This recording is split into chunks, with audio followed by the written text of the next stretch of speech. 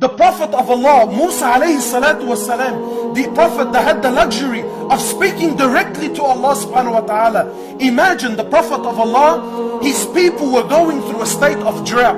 No water. You know what that means? That means everyone was suffering. No water, no food, no crops, plants were dying, nothing was growing, animals were dying, nothing to drink, nothing to eat.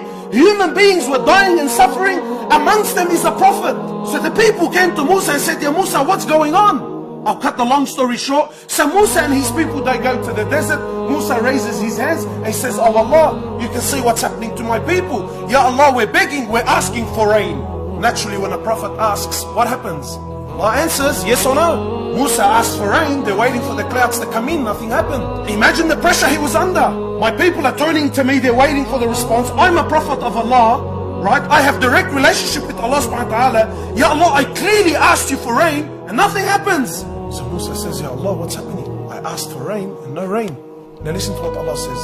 Ya Musa, from amongst your people is one sinner, and because of him and him alone, I have deprived the rain from falling. So Musa turns to his people, he says, "Oh my people, amongst you is a sinner, come out and make yourself known." Imagine this man has now been addressed by a prophet, and now he comes to realize that because of my sin, because of my shortcoming that I thought no one knows about except me and Allah, now this man comes to realize that because of my shortcomings, all my people have been suffering because of my sin. Imagine that feeling. So the man repents, he makes tawbah to Allah, but doesn't make himself known to Musa. So Musa waits for the man to come forward, no one comes forward. Musa goes back, asks Allah, and to his amazement the rain comes and starts falling down. He says, "Ya Allah, please, some clarification. I asked for rain to begin with, you said there's a sinner. I asked for the sinner to come forward, no one came forward.